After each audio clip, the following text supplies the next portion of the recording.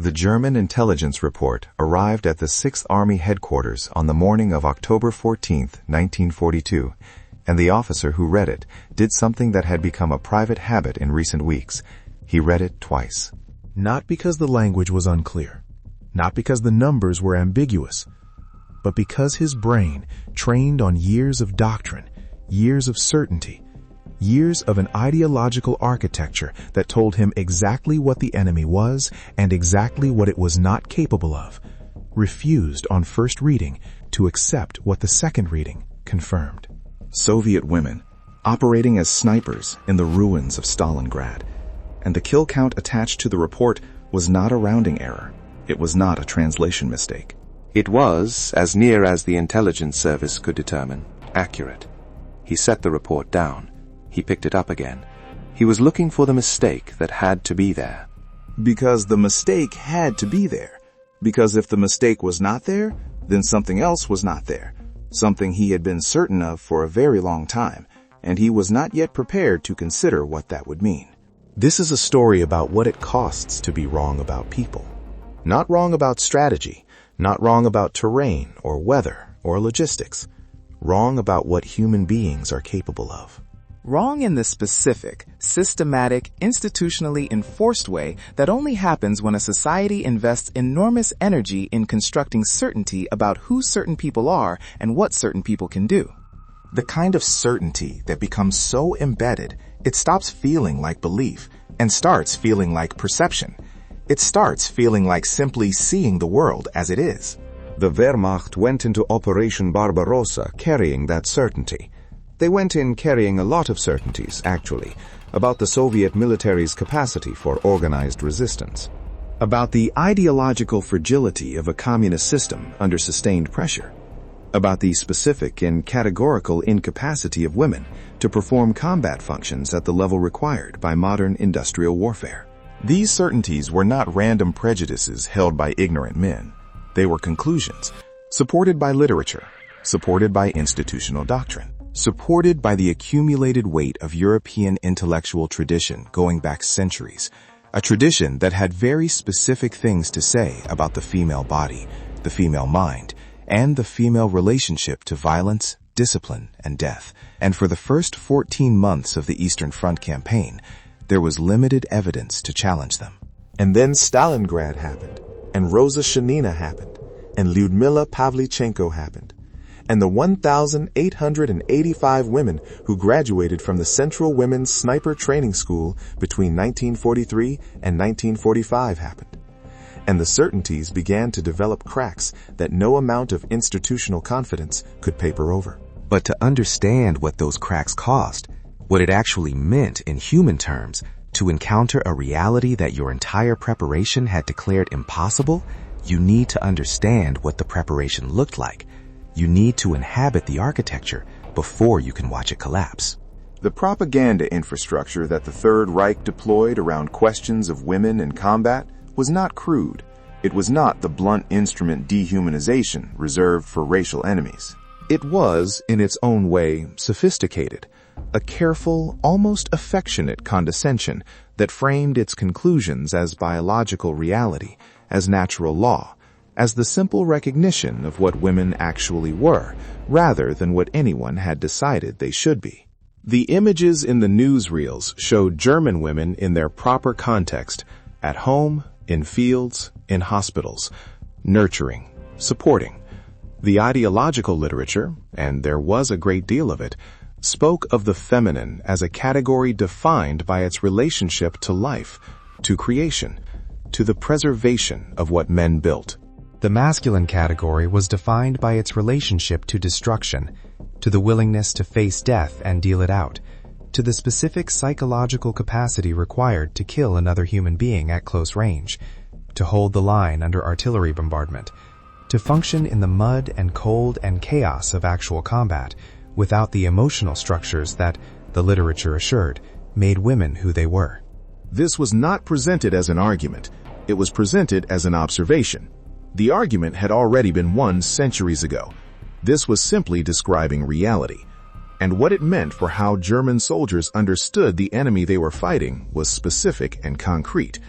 Soviet women in military contexts were logistics workers, nurses, clerks, radio operators. They were support infrastructure. They could not be combat assets, not because of any policy decision, but because of what they were. This conviction was so thoroughly internalized that when the first reports of Soviet female snipers arrived at German command positions in 1942, the initial institutional response was not alarm. It was skepticism. The numbers were inflated. The confirmations were unreliable. Soviet propaganda was doing what Soviet propaganda did. The certainty held because certainty of that depth does not release gracefully. It requires a sustained application of incoherent evidence. It requires, over and over, the world refusing to behave. What the world proceeded to do across 3 years of the Eastern Front was refuse. Ludmila Pavlichenko was born on July 12, 1916, in Bielotserka, Ukrainian Soviet Socialist Republic, the daughter of a factory worker. She took her first shooting lessons at a Komsomol club at the age of 14. And by the time she was 16, she had already established that she had an aptitude for precision shooting that was, by any objective measure, unusual. Not unusual for a woman, unusual for a person. The distinction matters. When the Germans invaded on June 22, 1941, Pavlichenko was a history student at Kiev University. She was 24 years old. She had already completed a sharpshooter certificate. She attempted to enlist. The military recruiting officer suggested she might consider nursing. She declined. She persisted. She was eventually assigned to the 25th Chapayev Rifle Division as a sniper. She did not receive a rifle immediately. There were insufficient weapons. She was given a rifle when a soldier next to her was killed and his became available. This is documented. In the first weeks of combat near Odessa, the German soldiers in the opposing positions began to notice something. Their officers were dying, not in the indiscriminate way that officers die in combat, in artillery strikes, in general exchanges of fire, in the chaos of assault and counter-assault. They were dying with the specific precision of a targeting decision. Someone was selecting them. Someone was selecting them and reaching them across distances that changed what safe meant, that changed where the horizon of danger began. The German military had a technical vocabulary for this. It was standard practice. Snipers were an acknowledged part of modern warfare. German snipers were operating against Soviet command personnel. This was expected. This was doctrine. But the reporting that came back from the Odessa positions, and then from Sevastopol, and then from along the entire length of the southern front, as Pavlichenko's confirmed kill count primed through the first 100 and then the second 100, contained something that the technical vocabulary could not quite accommodate. The reporting contained a quality of, not fear exactly, something adjacent to it. The specific unease of a person who has been told precisely how the world works and has encountered it working differently. The 187th confirmed kill came on May 8, 1942, in the hills above Sevastopol. The target was a German sniper who had been sent to eliminate her. This requires a moment of consideration. The Wehrmacht, an army that had conquered most of continental Europe in less than 3 years, an army of professional soldiers trained in the most advanced military doctrine of the industrial age, sent a specialist to remove a threat that the institutional framework said could not exist, to kill a woman who the institutional framework said could not be doing what she was doing. He did not succeed. She killed him. And then she killed the 2 spotters who were with him. The confirmation comes from German records, cross-referenced with Soviet after-action reports. The confirmation exists. It is in the archives. But let me show you what the German soldiers were actually writing home during this period. Because the propaganda apparatus was producing one narrative, and the letters home were producing another, and the gap between those 2 narratives is where the truth of this story lives. A letter recovered from a soldier of the 73rd Infantry Division, dated August 1942, describes what the writer refers to as the women problem, a phrase that itself reveals everything about what was happening to the certainties. There is no problem when the world behaves as expected. There is only a problem when the framework breaks down, and the mind has to do the emergency work of constructing categories for things the framework said were impossible. He writes that the men in his unit have begun to change their behavior around the latrines, around the cook fires, around any area where they might be visible from the eastern hills. He writes that this is different from normal sniper caution. Normal sniper caution is diffuse. You stay low, you stay covered, you stay aware. This is specific. This is the awareness that someone out there is selecting officers, selecting visible rank, selecting the men who stand straighter because they were trained to project authority. He does not use the word fear. He uses the phrase, a kind of careful attention we had not needed before. He was describing what it is to be hunted by someone who understood his own category system, who understood that an officer carries himself differently, breathes differently, occupies space differently, and had learned to read those differences across 800 meters of rubble and frost. Pavlichenko reached 309 confirmed kills on June 10, 1942, before being wounded by a mortar fragment and evacuated. She was 25 years old. She had been in combat for 11 months and 12 days. Of her 309 confirmed kills, 36 were enemy snipers, the specialists sent to remove her, the trained men dispatched to solve the problem that should not have existed. The number 309 is not rounded. It is from the Soviet 25th Rifle Division combat records. The German confirmation of selected kills exists in Wehrmacht intelligence files held at the Bundesarchiv in Freiburg. While she was recovering, the Soviet government did something that the German propaganda apparatus genuinely struggled to process. They sent her to the United States and Canada as a goodwill ambassador to advocate for the opening of a second front in Western Europe. They sent a 25-year-old female sniper to address the American and Canadian governments and press. The American press encountered Pavlichenko and did, to its credit, exactly what the German intelligence officers had done. It read the report twice. A Chicago journalist asked her at a press conference whether Soviet women soldiers were bothered by not being able to wear makeup in combat. The room went quiet. Pavlichenko looked at the journalist for a moment. Then she said, in the flat, even tone of a person who has spent 11 months living in the rubble of Sevastopol, making decisions about where to place her body so that other bodies could continue to function. I am amazed at the kind of questions put to me by the female press in this country. I wear my uniform with honor. It has the Order of Lenin on it. It has been covered with blood in battle. It is clear that with all my thoughts, I am in my native country, at the front, helping to defeat the enemy.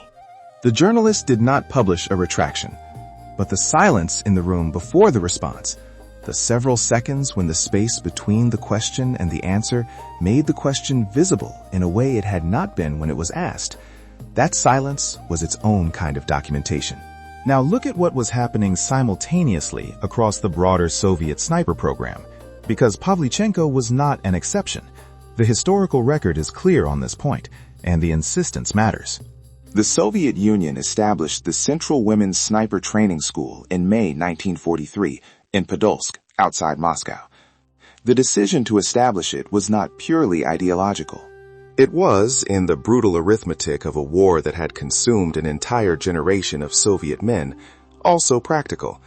But practical decisions produce real outcomes, and the outcomes produced by the Podolsk school were cataloged, cross-referenced with German records, and preserved in a form detailed enough to make the pattern unmistakable. Between 1943 and 1945, the school graduated 1,885 female snipers. Of those, 407 were killed in action. The rest completed their service. The combined confirmed kill count of female Soviet snipers across the entire Eastern Front, as compiled by the Soviet Military Archive and cross-referenced where possible with German casualty records, exceeds 12,000. That number includes the kills attributable to the night witches of the 588th Night Bomber Regiment.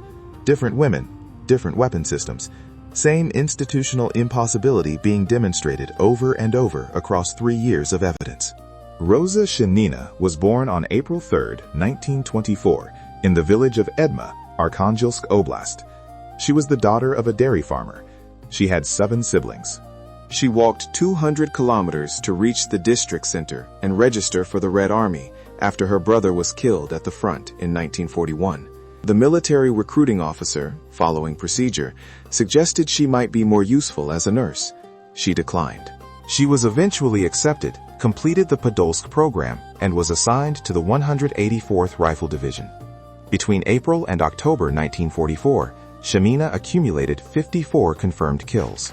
The number is from her sniper logbook, which survives. Each entry contains date, location, weather conditions, distance, and confirmation method. The logbook is not propaganda.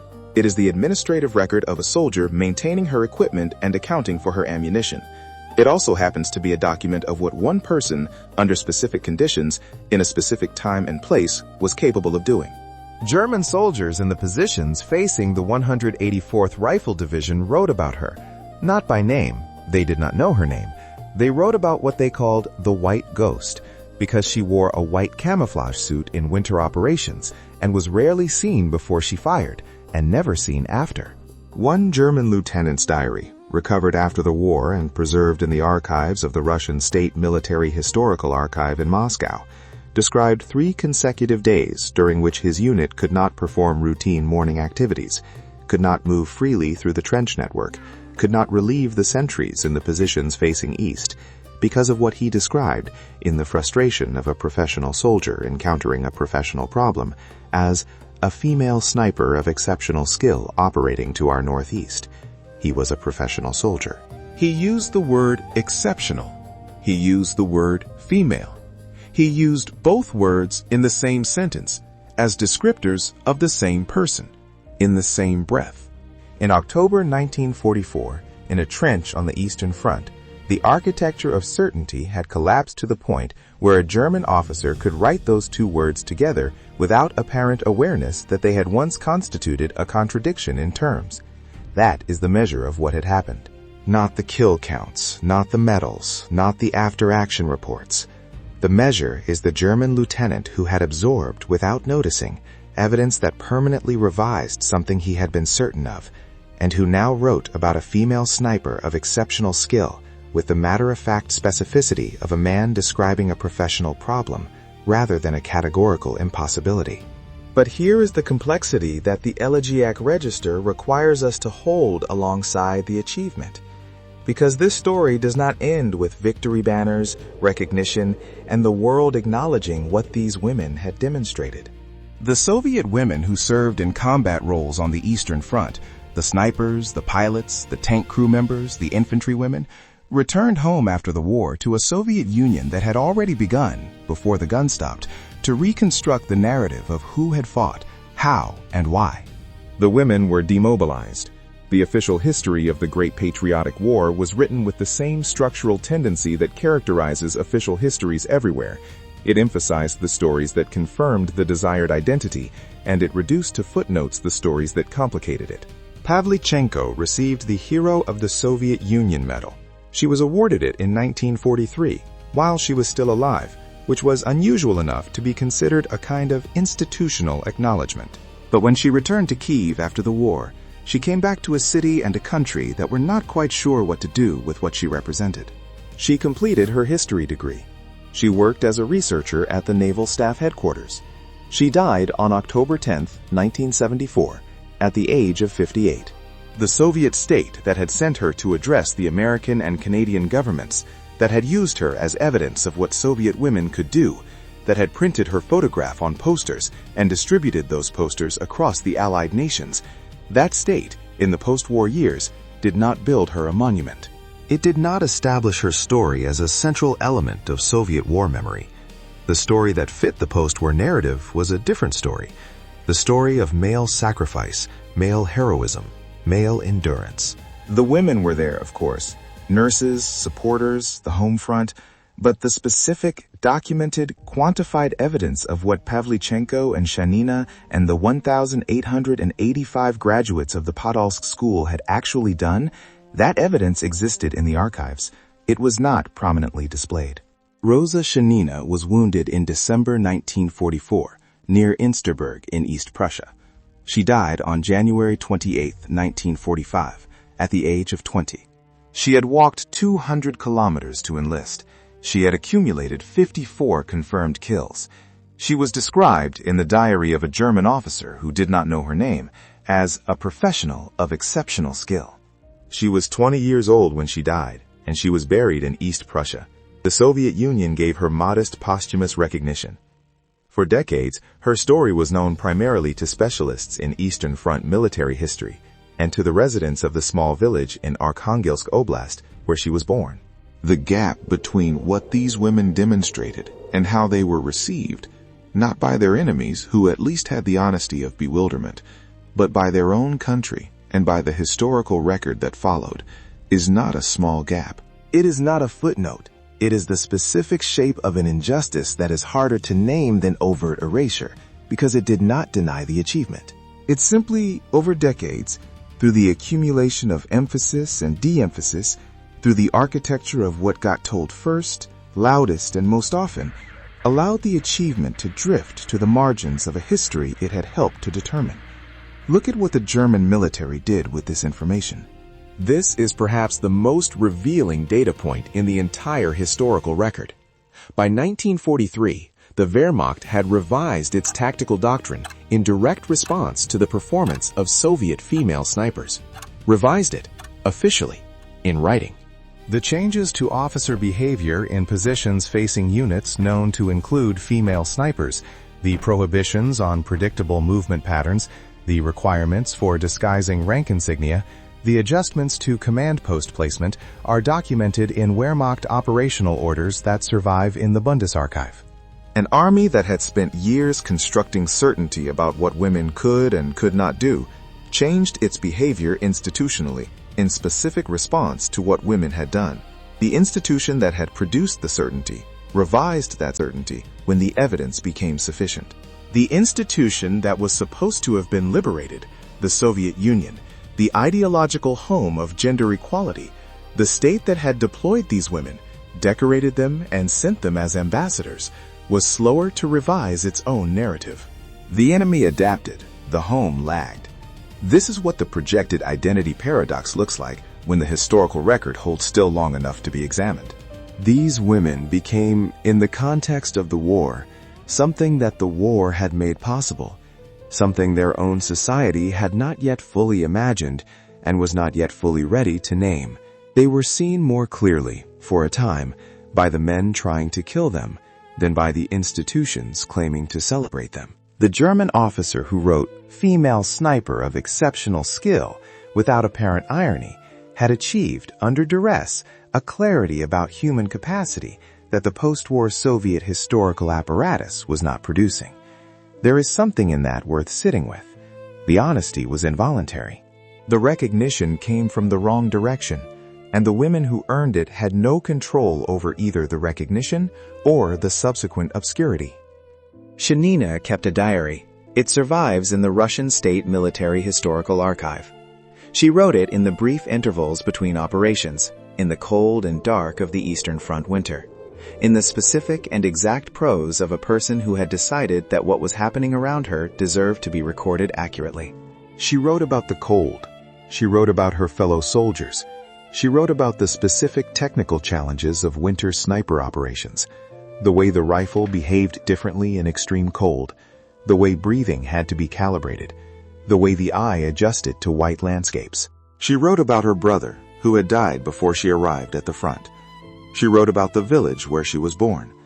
She did not write about being a woman doing something impossible. She wrote about being a soldier doing her job. The impossibility was invisible from inside it. It was only visible from the outside, from the German trenches where officers were learning not to stand upright, from the intelligence reports that had to be read twice, from the diaries of men who wrote "female sniper" as a professional designation rather than a contradiction. The testimony is there, in German archives and Soviet archives, in the logbooks, the diaries, the tactical doctrine revisions, and the letters home. The testimony exists, distributed across the records of two opposing armies, preserved in the administrative language of soldiers who were trying to understand what was happening to them.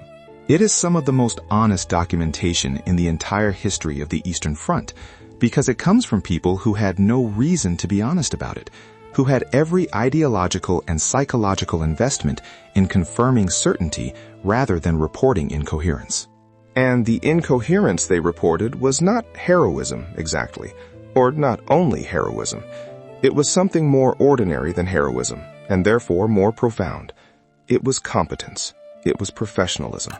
It was a specific, quiet, devastating demonstration that what had been declared impossible was simply possible, that the architecture of certainty had been built on something other than evidence. That the evidence, when it arrived, looked like a 20-year-old woman from Arkhangelsk lying still in the snow, breathing slowly, and solving the technical problem in front of her. The universal claim that this evidence supports is not about women specifically. It is not about the Soviet Union specifically. It is not even about World War II specifically. It is about what happens when a society invests sufficient energy in constructing certainty about who certain people are and what they are capable of, and then those people are placed in conditions that do not honor that certainty. The certainty does not survive contact with the evidence. It never does. The officers in the intelligence reports read the numbers twice. The lieutenants in the trenches write "female sniper of exceptional skill" as a professional notation. The institutions that built the certainty quietly revised their doctrine. The certainty always collapses. The question is, what happens to the people who were inside the certainty, waiting for it to collapse? What it cost them to demonstrate what they demonstrated, what they came home to after the demonstration was over. Whether the record of what they did was preserved, by whom, with what emphasis, and whether anyone, decades later, in a different kind of war fought over who gets to be remembered, was willing to go into the archives and read the testimony the enemies left behind. These testimonies exist. They are in the Bundesarchiv in Freiburg. They are in the Russian State Military Historical Archive in Moscow. They are in the logbooks of soldiers who recorded what they did with the same matter-of-fact precision they applied to everything else. They have been there for 80 years, waiting for the kind of attention that makes them shareable. If this video changed the way you understand what those 309 kills meant, what they were evidence of, what they cost, and what happened to the women who accumulated them, share it. Not as promotion, as transmission. Every person who watches this video is another person who knows that Rosa Shanina existed, that Ludmila Pavlichenko existed, that the German military revised its tactical doctrine in response to what these women did, and that the testimony of their enemies is sitting in archives confirming what the official narrative was slow to acknowledge.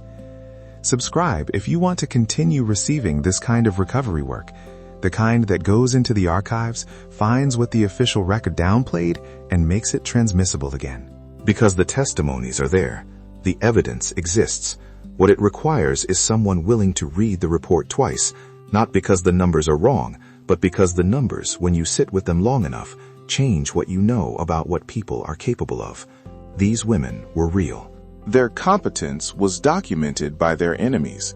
The gap between what they demonstrated and what they were given, that gap is also documented, also real, also part of the historical record. Holding both of those things simultaneously, the achievement and the gap, the recognition and the obscurity, the enemy who wrote exceptional skill, and the country that took decades to build a monument. That is not pessimism. That is the most accurate form of respect these soldiers can be paid. To see them fully. To refuse the simplification of pure triumph or pure tragedy. To hold the complexity of what actually happened, and to transmit it, as accurately as possible, to people who were never told. These voices exist. Someone needs to transmit them.